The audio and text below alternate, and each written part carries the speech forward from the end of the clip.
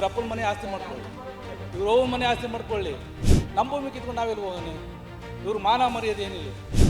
ನಮ್ಮ ಓಟ್ ಹಾಕ್ಸ್ಕೊಂಡು ನಮ್ಮ ಇದು ಮಾಡಿಕೊಂಡು ನಮಗೆ ಅನ್ಯಾಯ ಮಾಡ್ತಾರೆ ಅಂದರೆ ಇವ್ರ ಮಾನ ಮರ್ಯಾದೆ ಏನಿಲ್ಲ. ಅವ್ರ ಅಪ್ಪನಾಸ್ತಿನಾಗ ನಾವು ಹೋಗಿದ್ದೀವಿ, ಅವ್ರ ಅಪ್ಪನಾಸ್ತಿ ಮಾಡಲಿ, ಅವ್ರ ಅವ್ನ ಆಸ್ತಿ ಮಾಡಲಿ, ಅವ್ರ ತಾತನ ಆಸ್ತಿ ಮಾಡ್ಕೊಳ್ಳಿ.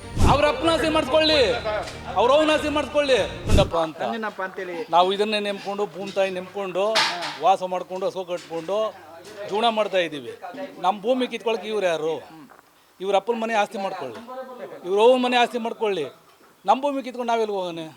ಇವ್ರ ಮಾನ ಮರ್ಯಾದೆ ಏನಿಲ್ವೇ? ನಮ್ಮ ಓಟ್ ಹಾಕ್ಸ್ಕೊಂಡು ನಮ್ಮ ಇದು ಮಾಡಿಕೊಂಡು ನಮಗೆ ಅನ್ಯಾಯ ಮಾಡ್ತಾರೆ ಅಂದರೆ ಇವ್ರ ಮಾನ ಮರ್ಯಾದೆ ಏನಿಲ್ವೇ?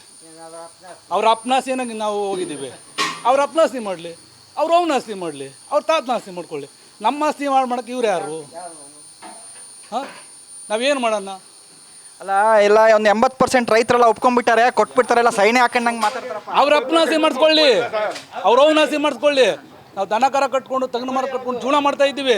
60-70 ವರ್ಷ ವಯಸ್ಸಾಗದೆ ನಮ್ಮ ಕೆಲ್ಸಕ್ಕೆ ಯಾರು ಸೇರ್ಕೋತಾರೆ? ನಮ್ಗನ್ನ ಯಾಕೆ ಮಾಡ್ತೀರಿ? ನಿಮ್ಮ ಅಪ್ತಿ ಮಾಡಿಸ್ಕೊಳ್ಳಿ.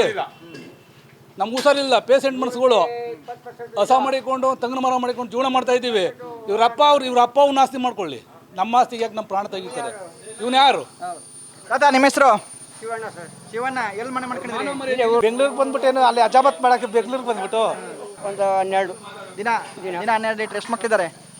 3 ಇದ್ದಾರೆ. 3. ಮದುವೆ ಆಗೈತಾ? ಇಬ್ಬರಿಗೆ ಆಗಿದೆ. ಇನ್ನೊಂದು ಬಾಕಿ ಐತೆ. ಅವರು ಏನೋ ಹಿಂಗೆ ಜೀವನ ಮಾಡಿಕೊಂಡು ಯಾವ್ಯಾವುದೋ ಕೆಲಸ ಮೇಲೆ ಓಡಾಡ್ತಾರೆ. ನಾವು ವ್ಯವಸಾಯ ಮಾಡಿಕೊಂಡು ನಿಮ್ಮ ಮಗ ಇವರೆಲ್ಲ ಎಷ್ಟು ಜಮೀನು ಇಟ್ಕೊಂಡಿದ್ದೀರಿ? ಒಂದು 3-4 ಎಕರೆ ಇದೆ. 4 ಎಕರೆ ಇದೆ. ಈಗ ಅದನ್ನು ಕೊಟ್ಬಿಡ್ತೀರಿ? ಕೊಡಲ್ಲ. 8 ಕೋಟಿ ಸಿಗತ್ತಲ್ರಿ? 8 ಕೋಟಿಗೆ ಒಂದು ಬೆಂಕಿ ಕೊಳ್ಳಿ, ನಮ್ಗೆ ಬೇಕಿಲ್ಲ. ನಮ್ಮ ತಾತ ಮುತ್ತಾಂದ್ರಿಂದ ಇದರಿಂದ ಜೀವನ ಮಾಡ್ತಾ ಇದೀವಿ.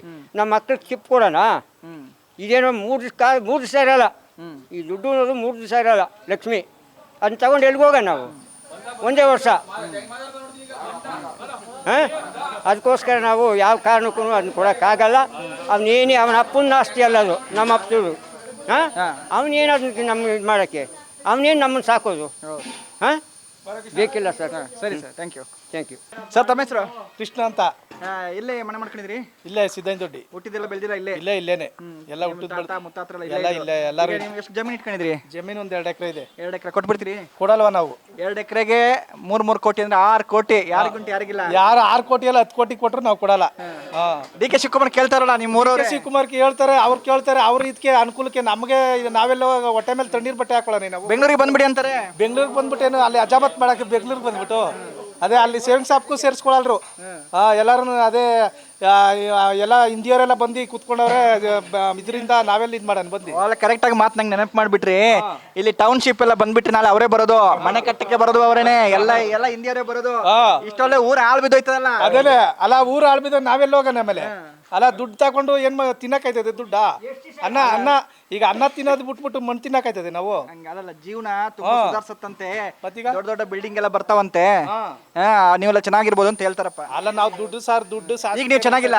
ಎಲ್ಲಿ ಚೆನ್ನಾಗಿದೆ? ಅಲ್ಲ, ಈಗ ಚೆನ್ನಾಗಿದ್ದೀವಿ, ಆಮೇಲೆ ಚೆನ್ನಾಗಿರಲ್ಲ.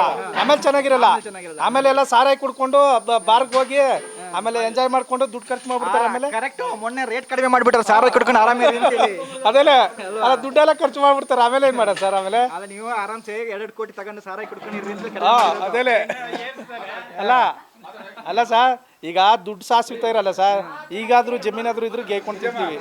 ಬನ್ನಿ ಸರ್, ಬನ್ನಿ ಮುಂದಕ್ಕೆ ಬನ್ನಿ ಸರ್. ಬಸ್